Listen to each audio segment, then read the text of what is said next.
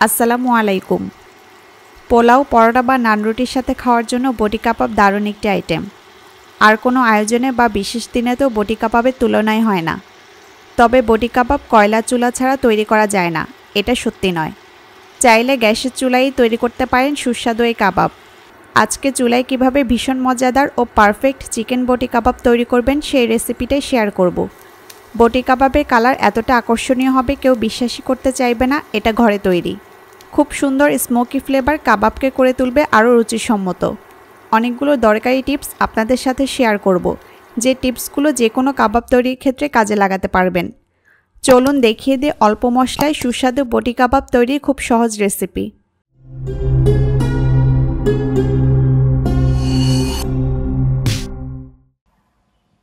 এখানে আমি একটি মুরগির বুকের দুই পাশে মাংস নিয়েছি। বটি কাবাব হাড় ছাড়া মুরগির মাংস বা গরুর মাংস দিয়ে তৈরি করা হয়। আপনারা জানেন মুরগির বুকের অংশে কোনো হাড় থাকে না এবং এই অংশের মাংস তাড়াতাড়ি সেদ্ধ হয়। আমরা যেহেতু চুলায় বটি কাবাব তৈরি করব, তাই মাংসটা দ্রুত সেদ্ধ হওয়াটা খুব জরুরি। বুকের মাংসটা নিলেই সব দিক থেকে সুবিধা। একটা মুরগির বুকের দুই পাশের মাংস দিয়ে 4টা স্টিকে বটি কাবাব তৈরি করতে পারবেন। আপনারা কি পরিমাণ কাবাব তৈরি করতে চান সেই হিসেবে মুরগির মাংস কমিয়ে বাড়িয়ে নেবেন। তো আমি এখন মাংসগুলো ছোট ছোট টুকরা করে কেটে নিব।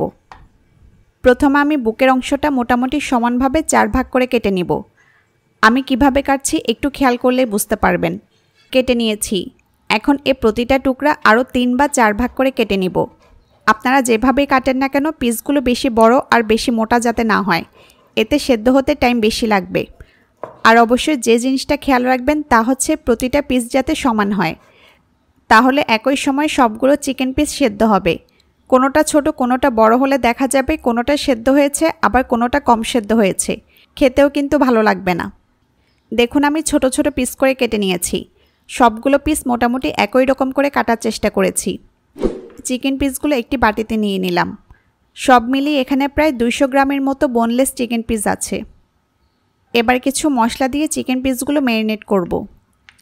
প্রথমে দিব আদা বাটা আর রসুন বাটা। এখানে হাফ টেবিল চামচ আদা বাটা এবং রসুন বাটা আছে। এখানে কিছু গুঁড়া মশলা নিয়েছি। এখানে আছে হলুদ গুঁড়া, মরিচ গুঁড়া, জিরা গুঁড়া, ধনে গুঁড়া। সবগুলো আমি 1 চা চামচ করে নিয়েছি। আর আছে গরম মশলা গুঁড়া। গরম মশলা গুঁড়া নিয়েছি হাফ চা চামচ। গুঁড়া মশলাগুলো দিয়ে দিলাম। এবার দেব লেবুর রস, এতে টেস্ট খুব ভালো আসে। এখানে 1 টেবিল চামচ লেবুর রস আছে। দেব টক দই। টক দই নিয়েছি 3 টেবিল চামচ। অনেকে টক দই পানি ঝরিয়ে ব্যবহার করে, এই রেসিপিতে পানি ঝরিয়ে নেওয়ার কোনো দরকার নেই। টক দই দিয়ে দিলাম। দিচ্ছি স্বাদমতো লবণ, 1 চা চামচ দিলাম। এবার সব কিছু খুব ভালো করে মেখে নিব। এমনভাবে মাখতে হবে যাতে সব মশলা মাংসের সাথে মিশে যায়। আর এখানে যে গরম মশলা ব্যবহার করেছি তা কিন্তু আমি নিজে ঘরে তৈরি করেছি।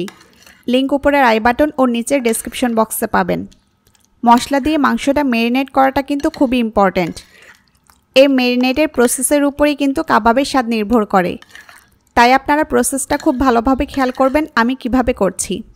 ভালো করে মেখে নিয়েছি। এবার এতে দিব বেসন। আমি 2 টেবিল চামচ বেসন দিব। বেসন মিশ্রণটার মধ্যে একটা আঠালো ভাব নিয়ে আসবে, সাথে বাইন্ডিং ও কোটিংয়ের কাজ করবে। কাবাব হালকা কালার করার জন্য দিব ফুড কালার। আমি সামান্য পরিমাণ জর্দা রং দিয়ে দিলাম। আপনারা চাইলে রেড ফুড কালারও দিতে পারেন।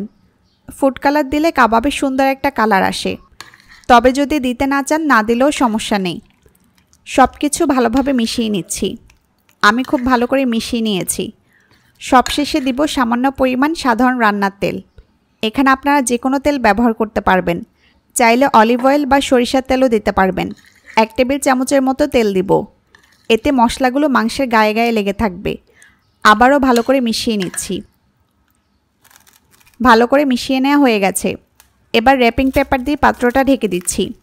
র্যাপিং পেপার না দিয়ে আপনারা অন্য কোনো কিছু দিয়েও ঢাকতে পারবেন। এভাবে রেখে দিব অন্তত 1 ঘন্টার জন্য। তবে ম্যারিনেট যত বেশি সময় ধরে করবেন স্বাদ তত ভালো আসবে। প্রায় 1 ঘন্টা পর ফিরে এলাম। চিকেনগুলো আমি ম্যারিনেট করে নিয়েছি। র্যাপিং পেপারটা সরিয়ে নিচ্ছি। র্যাপিংটা সরিয়ে আবারও একটু মেখে নিচ্ছি। কিছুক্ষণ মেখে নিয়ে এবার ব্যাম্বু স্টিকের মধ্যে চিকেন পিসগুলো গেঁথে নিব। এই ব্যাম্বো স্টিকগুলো আপনারা যে কোনো কোকারির শপে পাবেন। চিকেন পিসগুলোর মাঝ বরাবর স্টিকটা ঢুকাতে হবে, তাহলে দেখতে ভালো লাগবে। চিকেন নরম হওয়ায় খুব সহজেই কাজটা করা যাবে। আমি কিভাবে করছি আপনারা নিশ্চয়ই খেয়াল করছেন।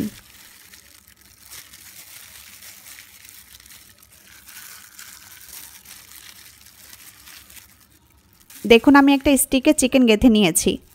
এভাবে আমি সবগুলো স্টিকে চিকেন পিসগুলো গেঁথে নিব।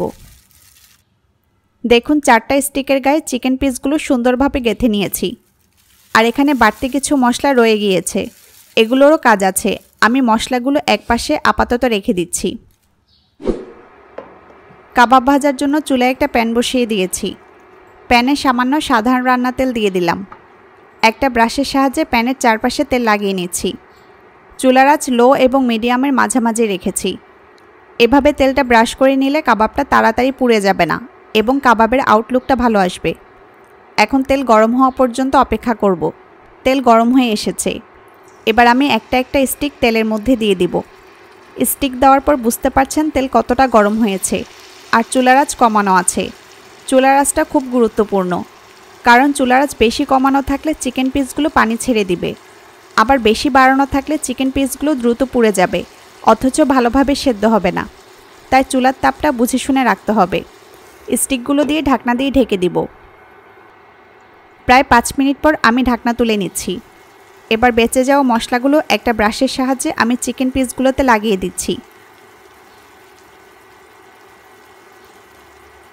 লাগিয়ে নেওয়ার পর একটা একটা স্টিক উল্টে দিতে হবে। উল্টানোর পর দেখুন কালারটা কত সুন্দর এসেছে। জর্দা রং দেওয়ার ফলে কিন্তু কালারটা দেখতে ভালো লাগছে। আর চুলার আঁচ একেবারে পারফেক্ট অবস্থায় আছে। আবারও ঢেকে দেব।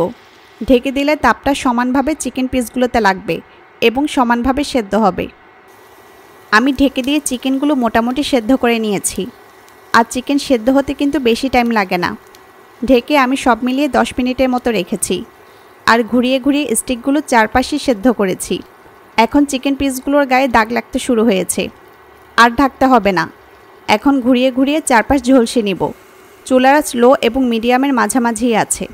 আর এভাবে ঝলসে নিতে নিতে কিন্তু একটা স্মোকি ফ্লেভারও বটি কাবাবে যোগ হবে। একটু ধৈর্য সহকারে স্টিকগুলো ঘুরিয়ে ঘুরিয়ে সমানভাবে ঝলসে নিতে হবে। দেখুন আমি ঘুরিয়ে ঘুরিয়ে কাবাবগুলো খুব ভালোভাবে ঝলসে নিয়েছি। আর খুব সুন্দর একটা স্মোকি ফ্লেভার পাচ্ছি। কালারটা দেখেছেন কতটা আকর্ষণীয় হয়েছে। এখন আমি চুলা অফ করে দিব এবং গরম গরম কাবাবগুলো পরিবেশনে চলে যাব। পোলাও, পরোটা বা নান রুটির সাথে গরম গরম এই বটি কাবাব খেতে কিন্তু দারুণ মজা লাগে। রেসিপিটি কেমন লাগলো জানাবেন। কোনো প্রশ্ন থাকলে কমেন্টে লিখুন, আমি রিপ্লাই দেব। সবাই ভালো থাকুন, সুস্থ থাকুন। আল্লাহ হাফেজ।